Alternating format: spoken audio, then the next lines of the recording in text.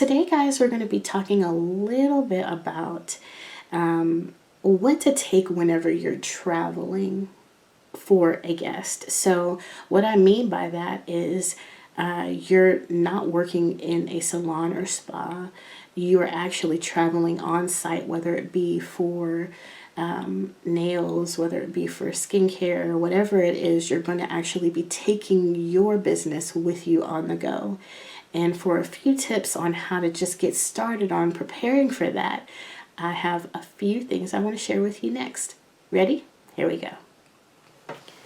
So tip number one, the first thing I want to talk to you guys about is whenever you're considering doing a mobile service or going on site for a client, is I want you to consider the time that you're going to spend doing this. So not only are you going to have a lot of things in your travel kit, which there will be a video about that. There's a video about that as well, on what to actually have in your kit when you're preparing. Like in my case, I'm a traveling nail technician, so there's a lot of things I have to have extra of. So there's a video for that. You'll have to check in the comments. But the first thing that you want to consider is, can I even do this? Be okay with passing if you are not going to be able to provide the best service for someone who's off-site. You need to have a community of people who can be there to support you if there's something that you can't handle. But if you can handle it, these are just a few tips on things that you want to think about so that you can say yes to clients who need you to go off-site. So the first thing that you want to think about is, do I have enough supplies? So when you're off-site, when you're on site working in a business, everything is at your arm's length, right? So you can reach over and grab your nail files, grab your shears, grab this or grab that. But whenever you're doing a mobile service or a service that's off-site, you have to think about every little step, every little thing that you're going to need, and you have to have at least 3 or 4 extra of those things just for sanitation purposes, because things happen. And so I would consider making sure that you have enough supplies for whatever it is that you're going to do in the beauty industry for someone offsite. The second thing that I would want you to think about is, will I have time that day?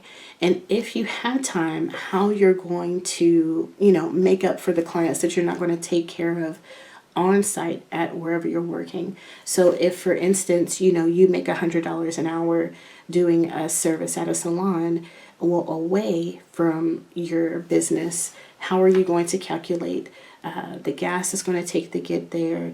It's basically a convenience fee that you're going to be adding on to your hourly rate of whatever services that you're providing for this guest. So think about those things as well. And I always say, if you make $100 an hour, double it. So if you're going off-site, it's going to be $200 an hour. And that's just, how I think about things, because I have to think about travel. And, you might have to go 40 miles away from where your location is. So you have to make it count. And like I said, definitely make sure you have time to do the away guest. And then my third tip, just to help you guys think about even taking one of the guests, is make sure that in your state it's legal to do so. So for instance, in the state of Texas, as long as you are actually working at a place that can be inspected by an inspector, you can travel and do services, because at least they have a point of reference on cleanliness, sanitation protocols, policies, procedures.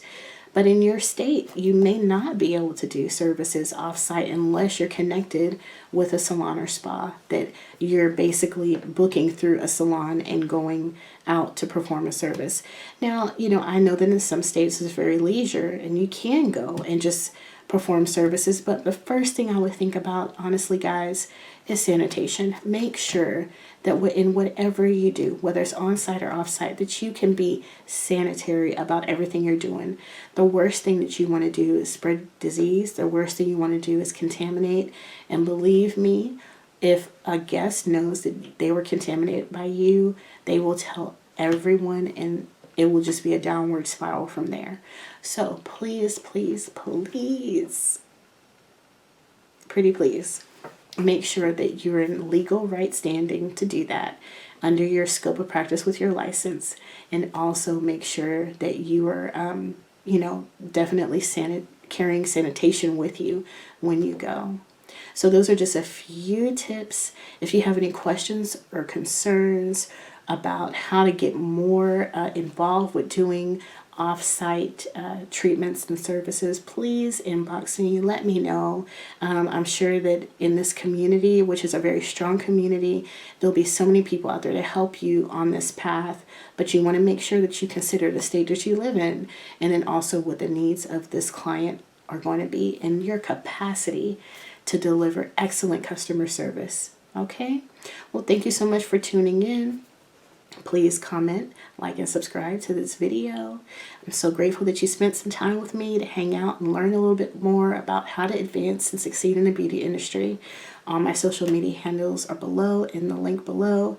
I look forward to tuning in with you again. Bye.